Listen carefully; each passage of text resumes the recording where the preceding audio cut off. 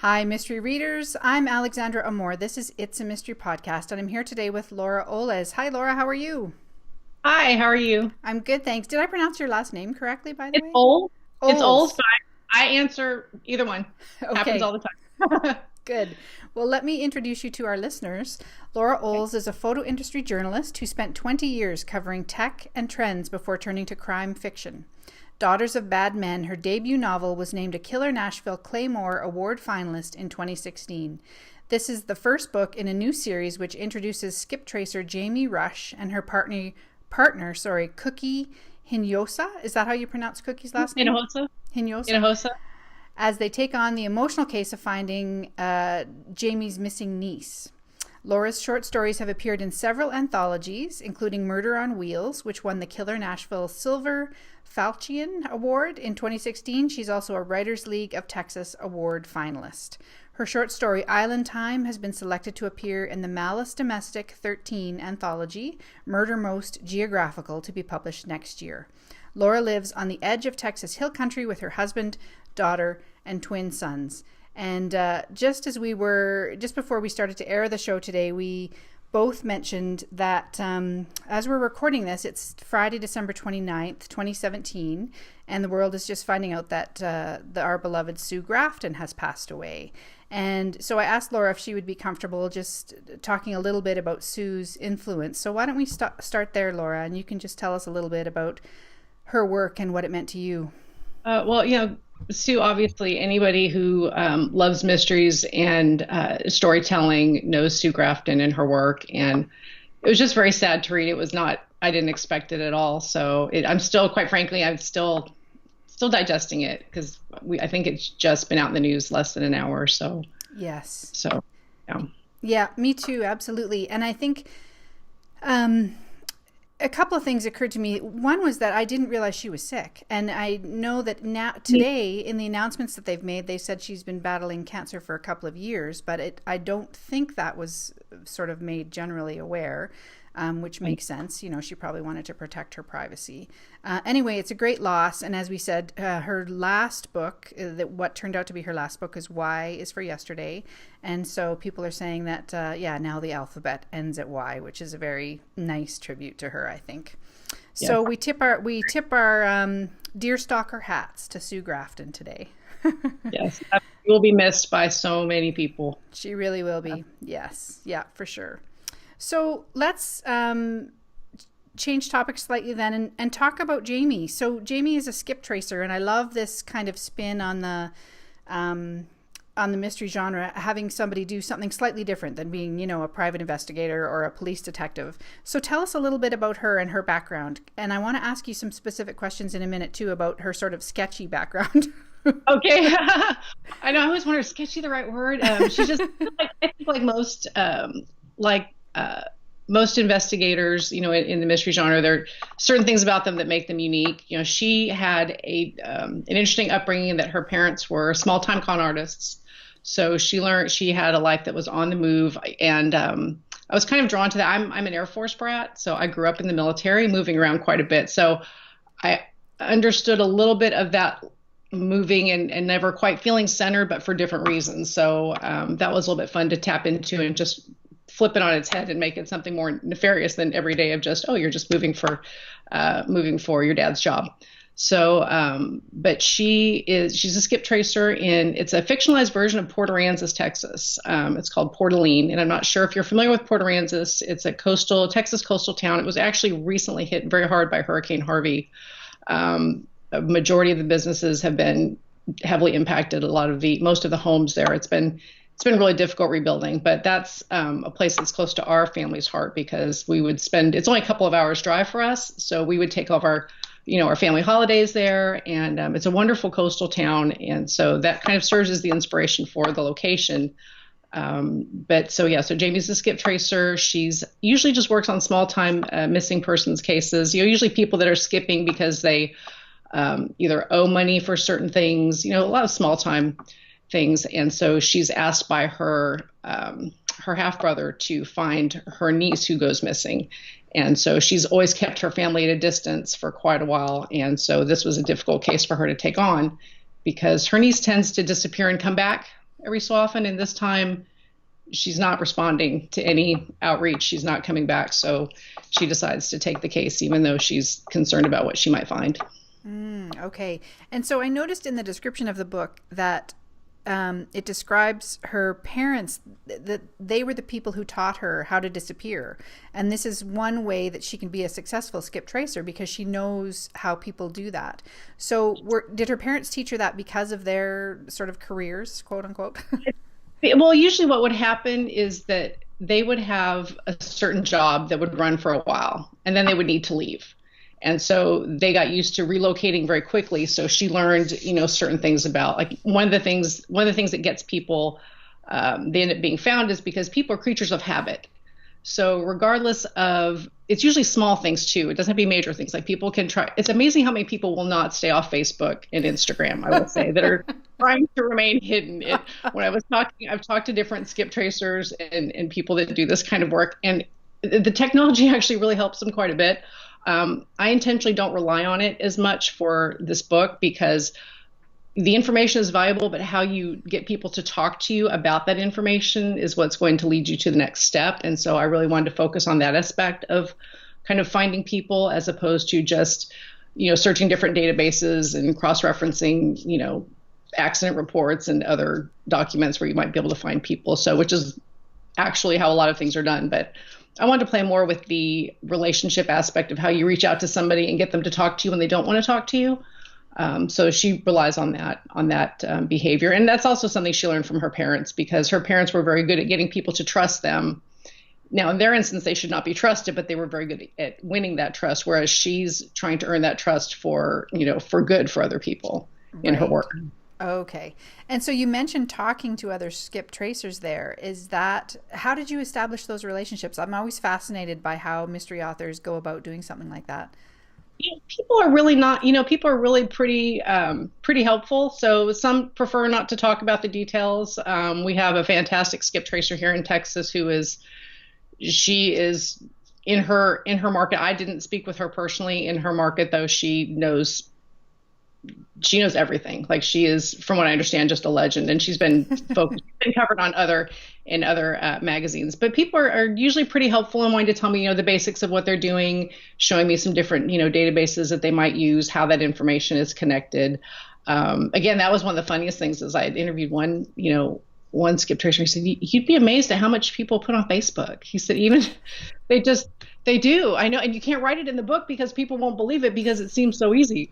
So, but that's, people are creatures of habit, and they might drop off for a while, but they want to reach out to people they're close to, or, it's truly, if you've done any homework on what it really takes to stay off the grid entirely, it's really difficult, and it's exhausting. It's emotionally exhausting, because you have to change every single thing you do all the time.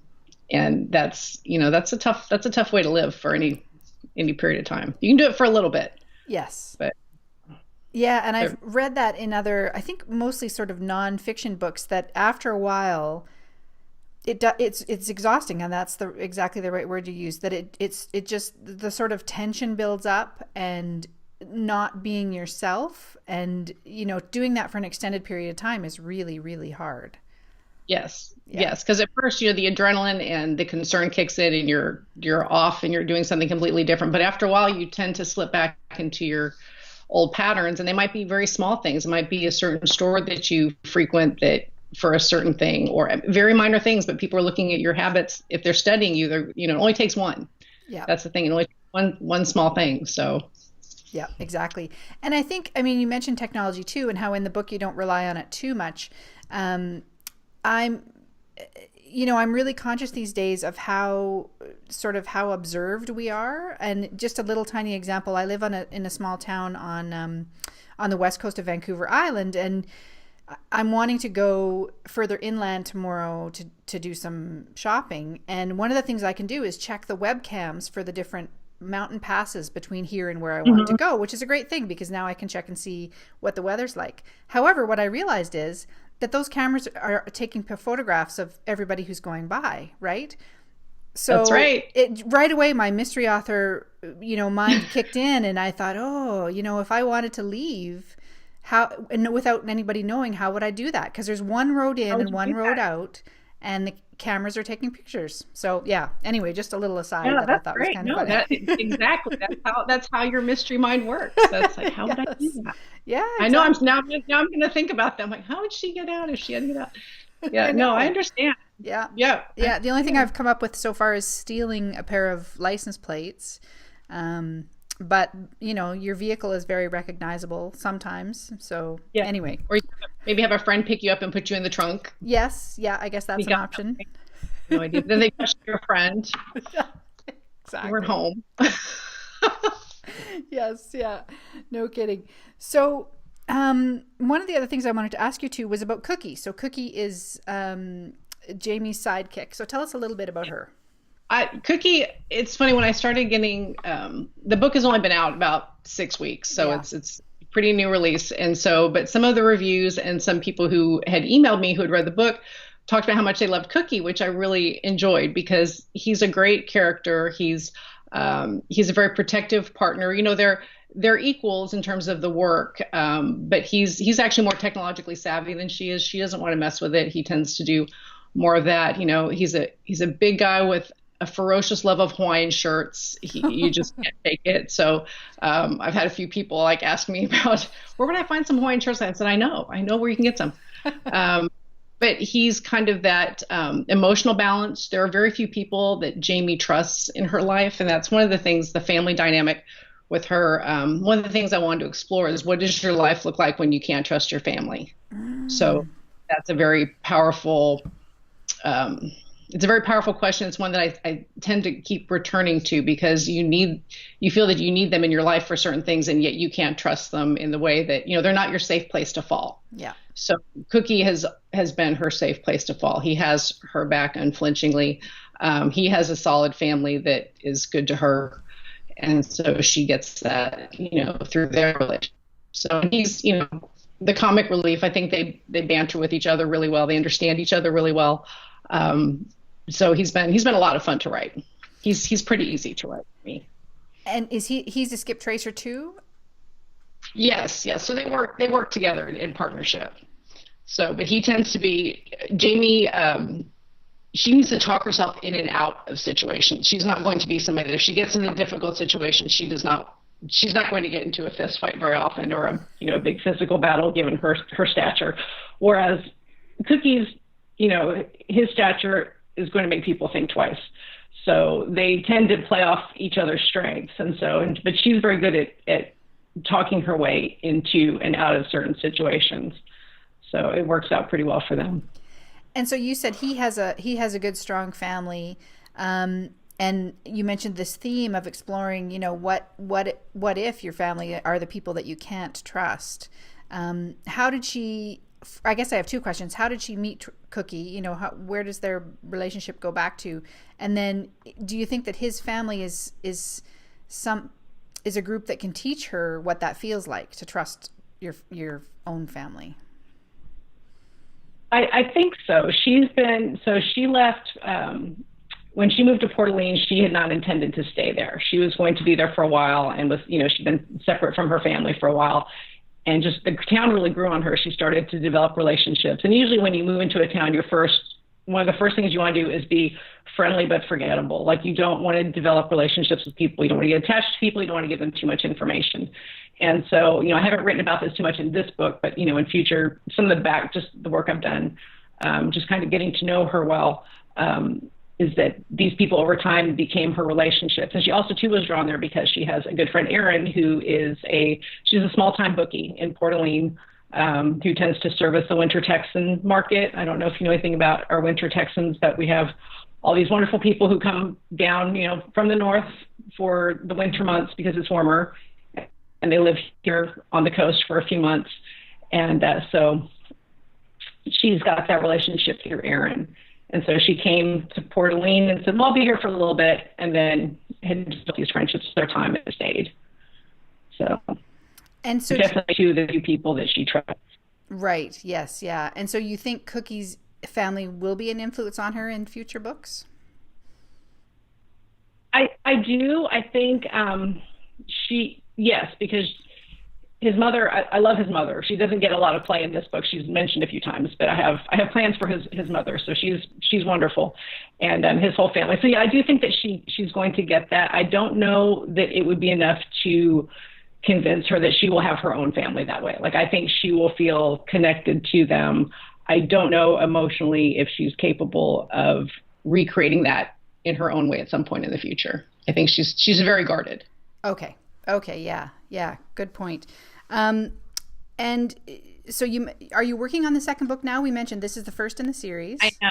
Yeah. Yes, I am working. It's been during the holidays. I'm always impressed with people who continue to get their word count in during the holidays because our house is just loosely managed chaos for the last couple of weeks. And working at home, you can juggle some things, but I am epic fail right now. what I've been doing is not so much.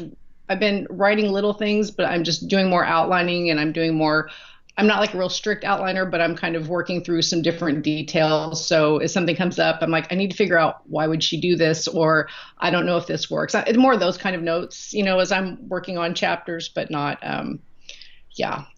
This Christmas has been. I know people do this, and I'm always so impressed. I'm like, how did you hit 2,000 words? Like, I don't know how you did it. Like, I can't. My shoes don't even match right now. I don't know how you did that today. Yes. Yeah, exactly. So when your kids go back to school, it must be a big relief. You can get your word counts in. Yeah, it's tough because I have 3 teenagers, and I like all of them very much. Actually, they're really great kids. Sometimes when people go, oh, teenager, but they're great, and they're great friends. I have one who's a senior, and my twins are freshmen. And they're so busy now with their own school and sports, and we're running quite a bit. This is that season in our lives where we're just in the car all the time going to things. So I love the time we're getting to spend together. So I'm willing to try to, make it up later. But I just feel like it's going really quickly. I think especially my oldest one, I'm just like, not ready yet. No, she'll be flying the coop soon.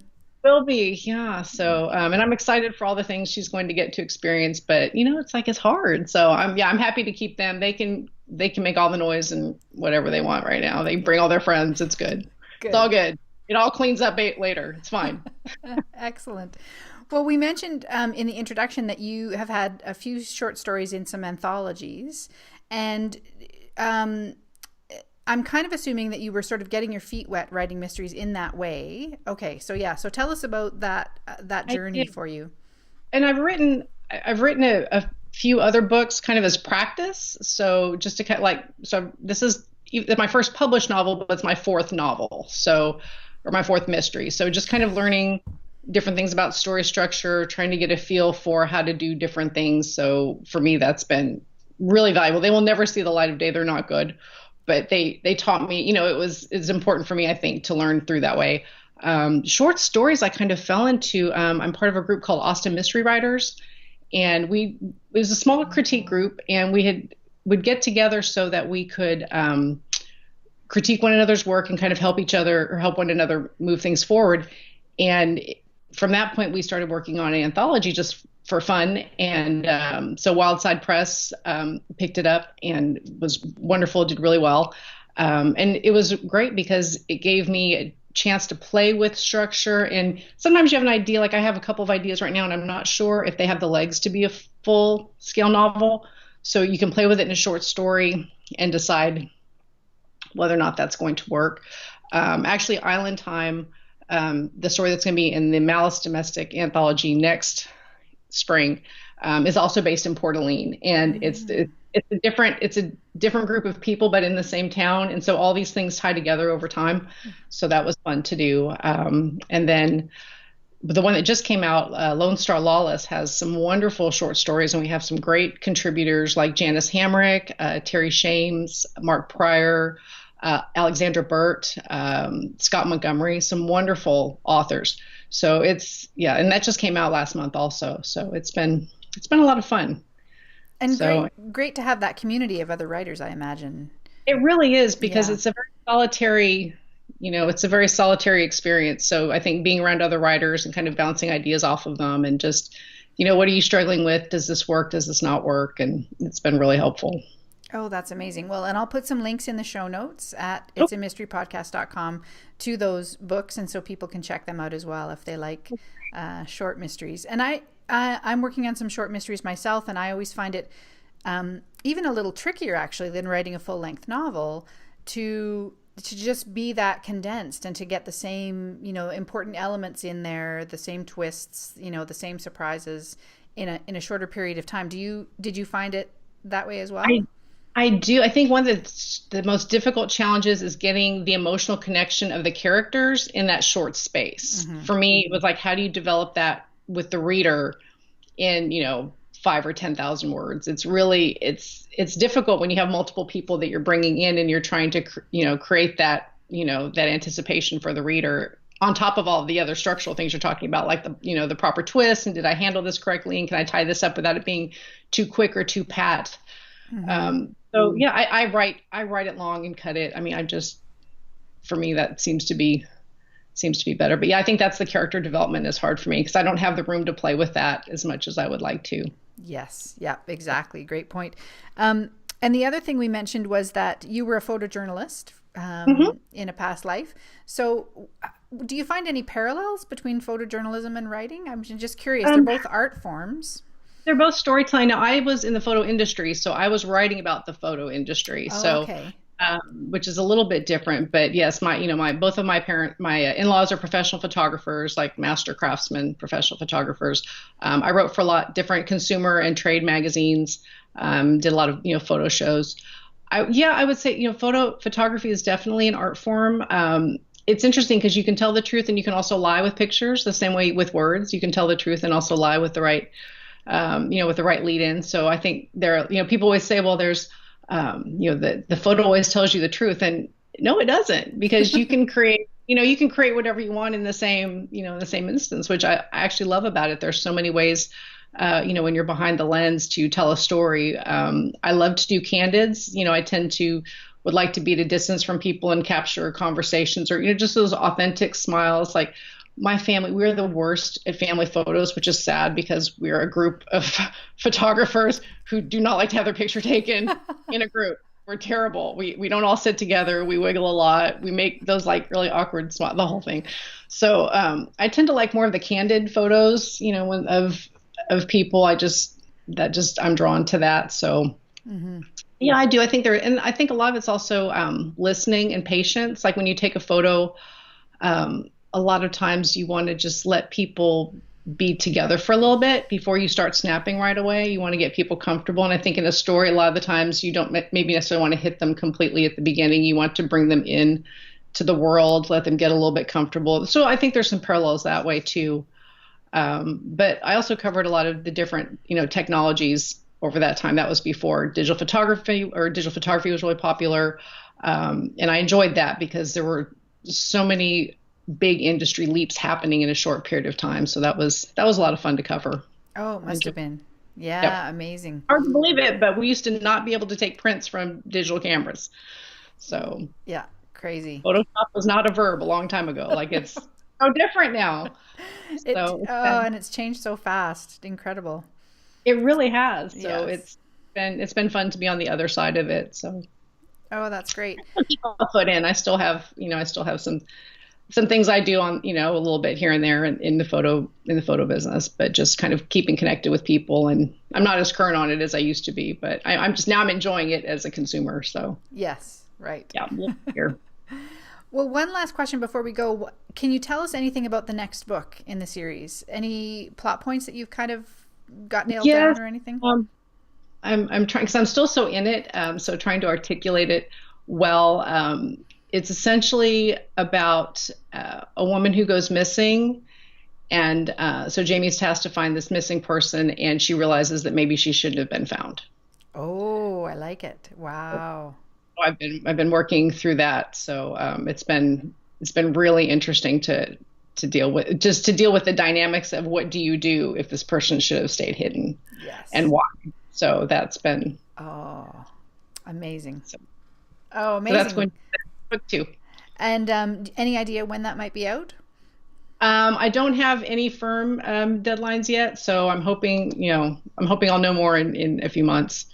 So yeah, so we'll do that, and then we have another, we have the anthology coming out, and maybe another short story project. So Right. yep, Yes. and so we'll see. Yeah, and right now people can pick up Daughters of Bad Men, which is available on all the online retailers, and Yeah, I'll put links.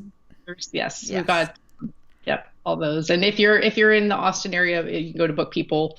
That's one of we're close by there, so that's my favorite place to be, close to Austin. And also we have a lot of great community in the area, so Nice. I'm right in between Austin and San Antonio. Oh, okay. Great. Yeah. All right. Well, this has been amazing, Laura. Why don't you let our listeners know a little bit about where they can find out more about you and your books? Okay. Yes, you can find me online at lauraoles.com. It's OLES.com, Laura Oles. Also, I'm on Twitter, and I'm very sporadic on Twitter. I apologize. I'm on and off. Can't make it stick. So it's at Laura Oles, and on Facebook, also Laura Oles on Facebook. So and then also my author page is Laura Oles Author. So you can find me two ways on Facebook, and then on Instagram, I am also Laura Oles 1. Okay. Great. Awesome. Well, this has been fantastic.